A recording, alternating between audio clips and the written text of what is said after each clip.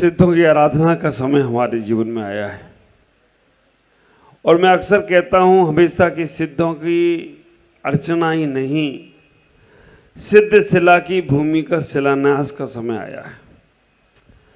क्योंकि सिद्धों की जैसी आराधना हमारे अंदर जब अपने आप में उतरने का प्रयास करेंगे, अपने आप में लौटने का प्रयास करेंगे, तभी सही मायने में सिद्धों की आराधना हो सकेगी। बाहर का वैभव मालना बहुत सुंदर बना है, मालना में बहुत सुंदर से फूल लगाए हैं। अब विचार करना, संगीतकार बहुत सुंदर आए हैं, पंडित जी बहुत सुंदर बैठे हैं, भैया जी बैठे हैं, पूजा की सामग्री बहुत सुंदर है। ये सब बाहर की परिधि है, इनके बिना अंदर नहीं पहुंच पाओगे, लेकिन अंदर पहुंचे बिना इनका कोई उपयोग में कारण होने वाला नहीं। तो हमें इतना ही विचार करना है, 8 दिन तक ये सारे माध्यम जो तुम्हें मिले हैं, शुभ के माध्यम मिले हैं, इन शुभ से शुद्ध की यात्रा में जाना है।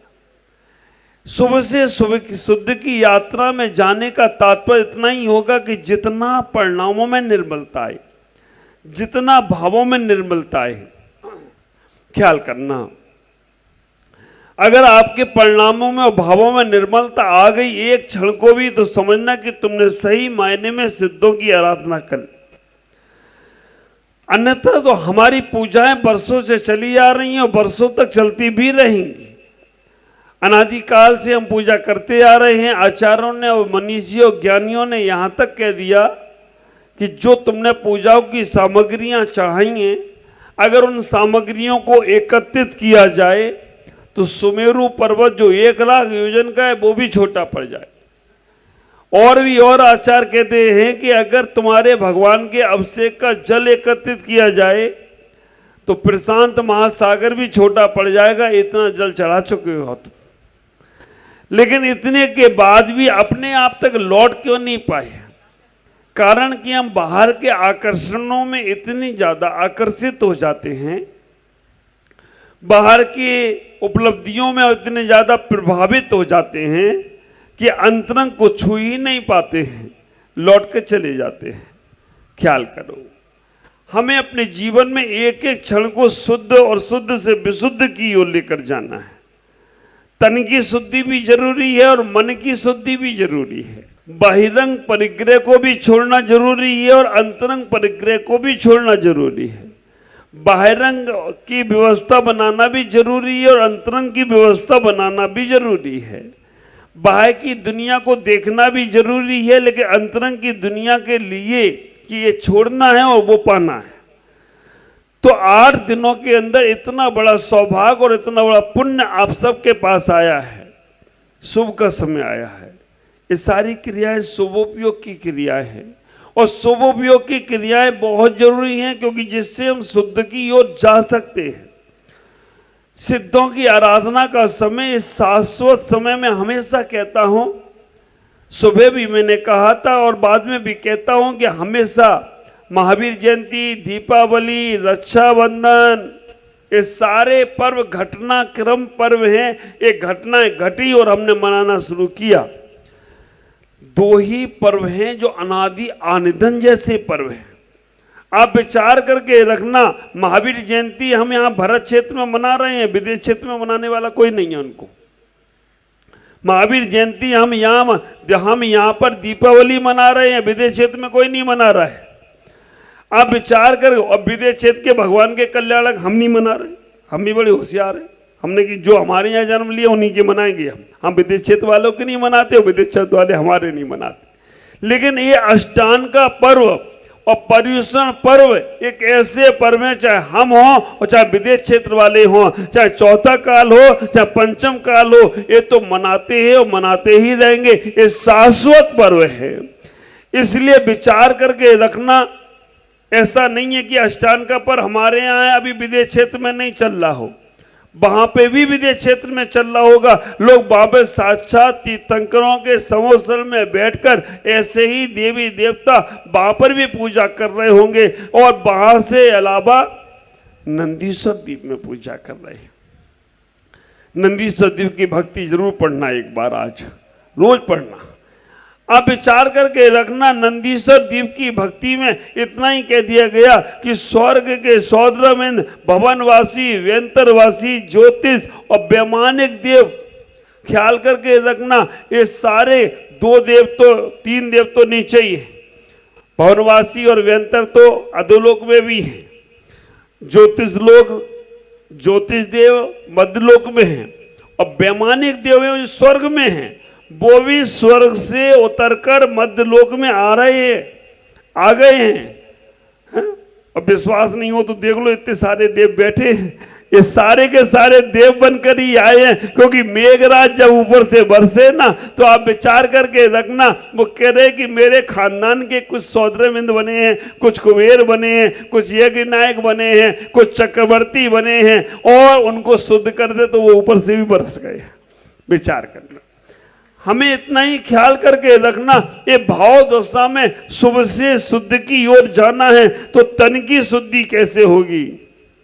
स्नान कर लोगे, मन की शुद्धि कैसे करना है उसे विचार करना है। 1% का भी दिखावे का भाव ना आए।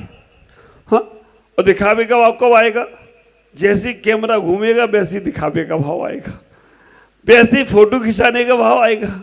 और आप विचार करके रखना, मुझे कई बार आश्चर्य ये लगता है कि हम मूल क्रिया छोड़कर फोटो पे लग जाते, वो भी जरूरी है, उसके बिना कुछ होने वाला नहीं है, लेकिन फिर भी हमें इतना ही विचार करना, जब मन लग रहा हो ना, आनंद आ रहा हो ना, फोटो खींचे या ना खींचे, लेकिन आनंद नहीं छूटना चाहिए। और आनंद तभी आएगा जब फोटो खींच रही होगी, तो विशेष क्रिया हो जाएगी। हमारे मन की शुद्धि करना है कि हमें अपने परिणामों को विशुद्ध करना है। मन में किसी प्रकार का दिखावे का भाव ना आए, मन में किसी प्रकार का ईर्ष्या का भाव ना आए, मन में किसी प्रकार का छल कपट का भाव ना आए, मन में किसी प्रकार का नीचा दिखाने का भाव ना आए। तो आप विचार करके रखना, ये भाव नहीं आते ही तुम्हारे मन की शुद्धिकरण हो गई और उसमें आनंद भी बहुत आएगा। ख्याल करके रखना, जैसे तुम्हारे अंदर का दिखावे का भाव खत्म हुआ वैसे मन की शुद्धि होगी। दिखावे का भाव खत्म ना कर पाओ तो एक भाव बनाओ। देखो मेरे पास तो दोनों चीजें हैं, अगर पेंसिल बनकर अच्छा ना लिख पाओ तो कोई बात नहीं, रबड़ बनकर बुराइयां मिटाना शुरू कर दो तो भी कल्याण हो जाए तो कोई आश्चर्य की बात नहीं है। पेंसिल बन जाओ, अच्छा लिखने के लिए ना बन पाओ तो रबड़ बनकर बुराइयां मिटाना शुरू कर दो। अगर तुम्हारे अंदर से ये भाव खत्म नहीं हो पा रहे हैं, दिखावे का, ईर्ष्या का, वैमनस्यता का, छल का, कपट का नहीं हो पा रहे तो कोई चिंता नहीं, इसमें थोड़े से भाव ऐड कर दो। दिखावा हम बाहर का नहीं करेंगे, अंतरंग का करेंगे। ईर्ष्या हम बाहर के लोगों से नहीं करेंगे, अंदर के लोगों से करेंगे, क्योंकि ये सिद्ध चक्र की विधान पूजा अर्चना से मैना सुंदरी ने अपने पति के कोड़ को दूर कर दिया था। हम अपना ही नहीं कर पाए तो कैसे? ईर्ष्या करेंगे तो मैना सुंदरी से करेंगे, उसने कौन से भाव से पूजा की थी? हम ईर्ष्या करेंगे, हम अगर किसी के प्रति नफरत का भाव लाएंगे तो अपने उस कर्म के प्रति, ऐसा कैसा कर्म है? यही वो सिद्ध चक्र विधान है जिससे मैना सुंदरी नहीं, कई जीवों ने अपने कल्याण किए। मैं क्यों नहीं कर पा रहा हूं? मैं भी करूंगा। करो, ईर्ष्या करो, अपने आप से करो, दिखावा करो, अपने आप को दिखाओ कि हम ये विधान से अपने आप को क्यों नहीं पा रहे। विचार करो, हमें इतना ही सोचना है कि जैसे जैसे तुम्हारे परिणामों में निर्मलता आएगी, जो समय मिल जाए, विधान के, पूजा के, मंत्रों के अक्षरों को समझना। 3 चीजें हैं हमारे पास, शरीर है, आत्मा है और मन है। शरीर, आत्मा और मन, और 3 ही चीज यहां पर है। शरीर, पूजा की जो पंक्तियां हैं ना, वो शरीर के समान है, पढ़ते रहो, कोई दिक्कत नहीं है। संगीतकार जब यहां से चलेगा वो मन के समान है, वो भी तुम्हारे मन को मनोरंजन करेगा। लेकिन जो पूजा में मंत्र लिखे हैं ना, वो आत्मा के समान है। अगर उनको समझ लिया तो आत्मा को पालो, तो कोई आश्चर्य की बात नहीं है। पंक्तियां केवल लयबद्ध हैं, श्लोक हैं, दोहे हैं, गाथाएं हैं, वो लयबद्ध हैं। वो तुम्हारे शरीर को सुव्यवस्थित कराएंगे, मन को तुम्हारा संगीत मनोरंजन कराएगा या आनंदित कराएगा। लेकिन मंत्र जो हैं, जब वहां पढ़ोगे, स्पर्श इंद्रिय से रहित हैं भगवान, रसना इंद्रिय से रहित हैं भगवान, ग्रहण इंद्रिय से रहित है भगवान, चक्षु इंद्रिय से रहित है भगवान। एक एक इंद्रियों का वर्णन आएगा, एक एक कर्मों का वर्णन आएगा। आप विचार करके रखना, एक एक सिद्धों के साथ पंच परमेश्वर जी की आराधनाओं का वर्णन आएगा। एक एक मंत्र को समझना, गहराई में जाना, मौका जहां तक मिलेगा हम भी आपसे चर्चा करेंगे। और सबसे बड़ी बात, हमारे केसी जैन साहब आ गए हैं, अब वो भी आपसे इसकी बातें करेंगे। कैसे सिद्धों की आराधना में डूबना है, कैसे अपने भावों को, परिणामों को विशुद्ध बनाना है और विशुद्धि के साथ शुद्धि करते हुए सिद्धत्व को जाना है। ख्याल करो, ये वही विधान है, ये वही पूजा अर्चना है, ये वही उपासनाएं हैं जहां से मेढक जैसे जीव तर गए। ये वही उपासनाएं हैं जहां से जीवन में अतिशय और चमत्कार घट गए। ये वही पूजा उपासनाएं हैं। ख्याल करके रखो, हमारे जीवन में कैसे इन पूजाओं को, इन उपासनाओं को लोगों ने किया है और कैसे वो तर गए इस संसार से। हम क्यों नहीं तर सकते? लेकिन हम अपने जीवन को समझने का प्रयास करें। 8, 16, 32, 64, 128, 256, 512, 1024, ये तो चलते ही रहेगा। लेकिन इनके साथ साथ हमारे अंदर के जो 148 कर्म कटना है, उसको काटने का प्रयास करना है। उनकी उपासना शुद्धि के साथ करने का प्रयास करना है। मंत्र जाप होगी, ओम ह्रीम अरहम अस्या उषा नमः, जितना डूब सको डूब जाना। नमः सिद्धिव्या, नमः सिद्धिव्या।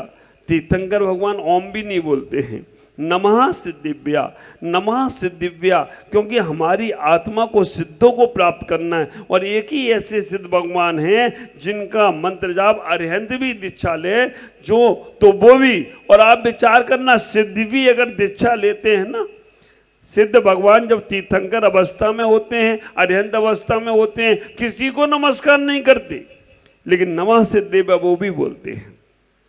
मैं अपनी बात बताऊं कि मैं बहुत बार सोचता हूँ, मैं भी जैसी बहुत सारी क्रियाएं हैं, बहुत सारी चीज़ें हैं, बहुत सारी पढ़ाई है, बहुत सारी लिखाई है, बहुत सारी साधना है और बहुत सारी बाहर की प्रवृत्ति भी है। क्योंकि आचार का पद एक गृहस्थ जैसा पद हो जाता है।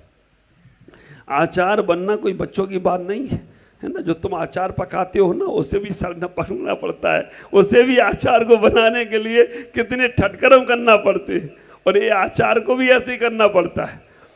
ख्याल करना, क्योंकि इनको शिष्यों को देखना है, समाज को देखना है, अपने आप को देखना है, धर्म को देखना है, सारी की सारी चीज़ों को देखना है।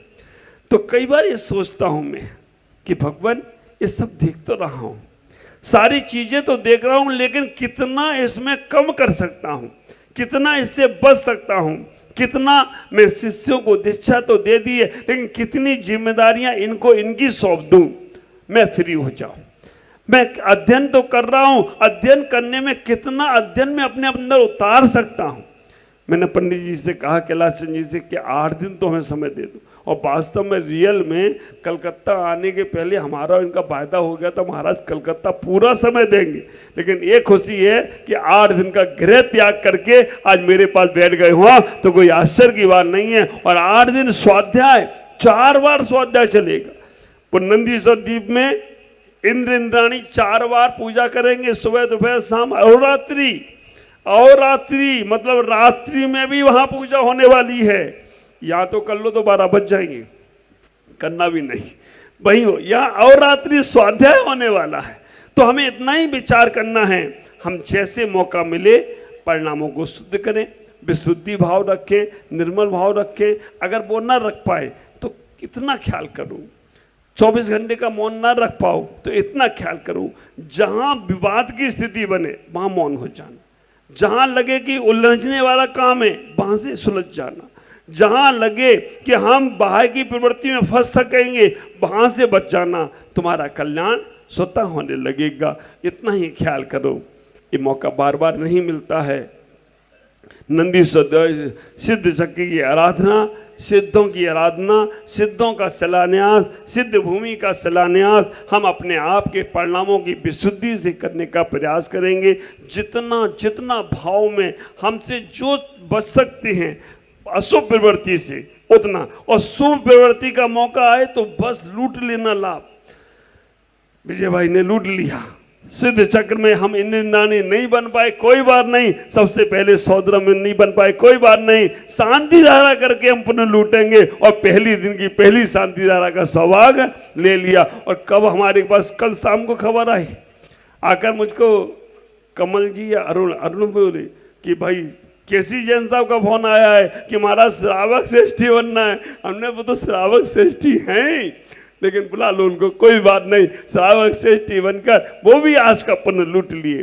और सौद्रमिंद्र निर्मल जी कोई पुण्य करके आए होगे। आप विचार करना, सौद्रमिंद्र के लिए तैयार थे हमारे संजय राजेश, लेकिन तुमने कुछ ऐसा पुण्य किया होगा कि तुम्हें सौद्रमिंद्र का सौभाग्य मिल गया, और तुम सौद्रमिंद्र का पूरे परिवार के साथ यहां बैठ गए। लेकिन एक बात का ख्याल रखो, कुबेर इंद्र भी यज्ञनायक और चक्रवर्ती सौद्रमिंद्र नहीं बने, कोई बात नहीं। लेकिन संजय राजेश और उनके क्या नाम है चक्रवर्ती का, पृथ्वी, एक ही परिवार में से कुबेर यज्ञ चक्रवर्ती बन गए हो, तो कोई आश्चर्य की बात नहीं है। उन्होंने कहा ये पुण्य तो मैं लूटूंगा। सौद्रमिंद्र नहीं बन पाए तो महाराज फिर कभी बनेंगे, लेकिन ये भी पुण्य वो लूटने का प्रयास कर रहे हैं। मैं आपसे कह रहा हूं कि सानेंद्र, महेंद्र और जितने भी ध्वजारोहण करता, एक हमारा सावन कीर्ति, आप विचार करके रखो। मंडप उद्घाटन में तो ऐसे ही बोल दिया था इनको, अनिल जी को, कि भाई अब आ गए हो तो कुछ पंचकल्या विधान में बैठ जाना। इन्होंने भी सौभाग्य ले लिया। सभी लोग जो बैठे हैं उन सबको आशीष दूंगा, और इतना ही कहूँगा, 9 दिनों में 8 दिनों में जितने परिणामों में निर्मलता लाओगे, तन की शुद्धि का भी ख्याल रखना है। तन की शुद्धि का ख्याल इसलिए रखना है कि अशुद्ध अवस्था में अगर आप लेट्रिन बाथरूम या बाथरूम भी गए और उन्हीं वस्त्रों में आगे अर्घ चढ़ाओगे तो आपको तो पाप लगेगा ही लगेगा, दूसरे को भी लगेगा। यहाँ पर जाकर बदल कर ही बैठें, और बाहर का अथवा तथवा भोजन ना करें। रात्रि में भोजन कोई भी नहीं करे। पानी की छूट रखे अगर लगता है तो, नहीं तो अनाज की बनी वस्तु ना खाए। और संयम का पालन, जो भी हमारे इंद्रदानी बने हैं संयम का पालन करेंगे, तभी तुम्हारे जीवन की व्यवस्था बनेगी। ओम नमः जय गुरु।